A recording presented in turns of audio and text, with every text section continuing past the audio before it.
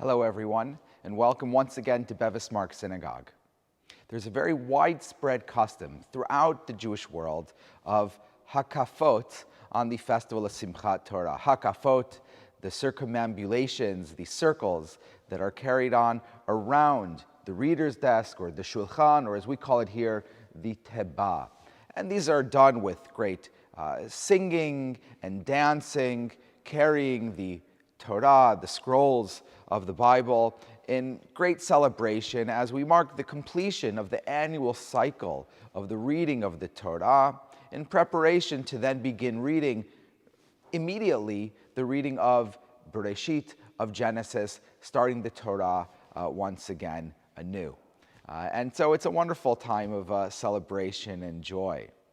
The question that I want to discuss with you today is whether or not Hakafot are the appropriate custom, or shall we say the original custom, here at Bevis Marks Synagogue. Indeed, over recent years, Hakafot have been observed or performed here at Bevis Marks, as they have in many Spanish and Portuguese communities in Italy and in New York and other places. And so it's become a fixture that people seem to be familiar with within the Western Sephardim, or the Spanish and Portuguese. But when looking at the books that have been published that contain the liturgy, as it were, for the Hakafot, it's quite clear that they were only introduced beginning in the 1960s. What's interesting about this introduction, it seems to have been done as a way to, shall we say, attract people to Spanish and Portuguese synagogues, because this custom becomes so popular in other places, and not wanting to, shall we say, get left behind, these circuits were brought into these congregations too. And so while the community always celebrated Simhat Torah in terms of completing the one cycle and beginning the new cycle of the reading of the Torah and other associated celebrations, this particular custom of these circuits and the dancing and the singing, that was something that seemed to be new. What's interesting is in the different Western Sephardic communities where this has been introduced, it was attempted to introduce them in a way that felt authentic or appropriate to the Western Sephardic tradition. And so it typically wasn't done with dancing and that kind of outward jubilation that you would find in many other synagogues around the world, but done in a very refined and dignified manner, where the circuits are done with the choir singing and people walking in a very dignified way around the scrolls, around the teba. And indeed, this has been done notably here at Bevis Marks in New York, but typically only in the evening, so not the evening and morning that is familiar in other synagogues, but simply in the evening. In recent years, we haven't had the evening Hakafot at all here at Bevis Marks, seeing it as a bit of an introduction or innovation within the congregation, but at the same time respecting that if any of our Chatanim of a particular year, and we'll have another video about the Chatanim, want to have the Hakafot, that we would do them. But since we've made that determination, we haven't actually had any Chatanim that want to do the Hakafot, so we haven't been having them in recent times. What's interesting is that there actually, though, is a debate or a discussion about whether or not Hakafot had been done in the Spanish and Portuguese community in London originally, and perhaps that in fact was the original custom to have Hakafot, and at some point they stopped it, and in a sense it was only resumed or returned to the original custom in the 1960s. The reason for this belief is because there is a record of Hakafot happening within the community in the 1660s. There's the famous diarist of Samuel Pepys, who lived just a few streets away from where the Jewish community is located here in the city of London. At that time, we didn't have Bevis Marks. It was only built in 1701, but we did have a makeshift synagogue on Church Lane just around the corner.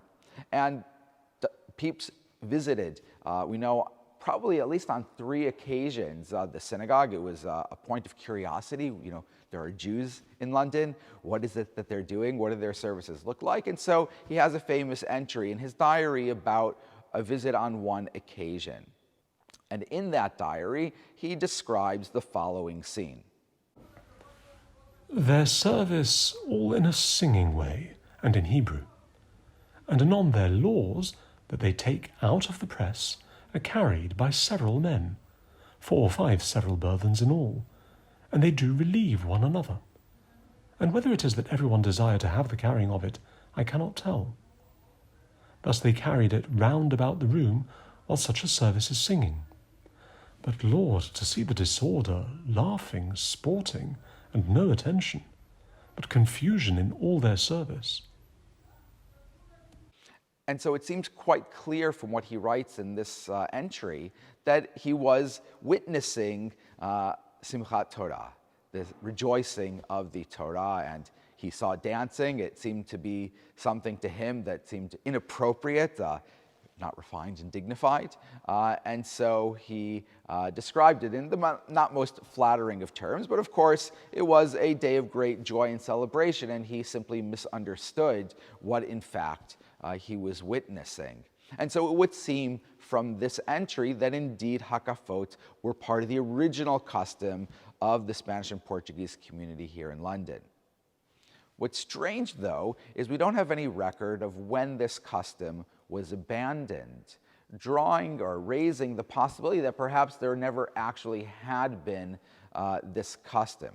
And what do I mean that this custom hadn't been here? Well, we have records about some other traditions that were observed on Simhat Torah having been abrogated in the community in the late 1660s. Apparently, they used to hang streamers from the chandeliers in this Church Lane synagogue, and seemingly it was deemed too decorative or perhaps dangerous with candles, and so that custom of hanging these streamers was abandoned. You would think if Hakafot had been part of the custom that there would have been a similar, shall we say, written record of its abandonment as well. And it seems, at least according to those who believe it was the original custom, that it had been stopped because of embarrassment, because it looked strange to our Gentile neighbors, that the community was embarrassed and therefore decided to abandon them. But as I said, there is no record that this abandonment ever took place. And so what's going on? Were there Hakafot? Weren't there Hakafot? So what I believe is the answer is that there were Hakafot, at least in that particular year. However, it was never the minhag, it was never the custom of the community. The time of that visit of Samuel Pepys was before the community was, shall we say, completely or formally established. The community was here praying, but they only wrote their askamot, hired their first rabbi in 1664, 1665. And so until that time, things were done here somewhat informally. And I've been informed that in Amsterdam as well in the 17th century, while Hakafot were never observed in the Asnocha, were never observed in the synagogue, there were, shall we say, house minyanim, where people would have the Hakafot. And as the building on Church Lane was essentially a house minyan, perhaps people there did the Hakafot in the sense because the synagogue at that point was still somewhat informal. But when it became, shall we say, a formalized congregation with askamot, right, with rules and with a rabbi, with a chacham, at that point they fell in line with the standardized practice of the Western Sephardim that one does not do Hakafot within the synagogue. And so I would say that the true custom of the Western Sephardim is certainly not to have Hakafot, despite the fact that Pepys witnessed it in a house minyan all those years ago. That being said, many Western Sephardic congregations today do have a Hakafot. In theory, would have Hakafot here at Bevis Marks, though as I mentioned, we haven't had it for some years, and that is most likely what will continue to be the practice. Of course, it is a day of great joy and celebration with beautiful melodies and the choir singing so beautifully, and so it is a day of great joy. And we, in a sense, don't need those particular Hakafot. Even without them, it is a day of great joy and celebration.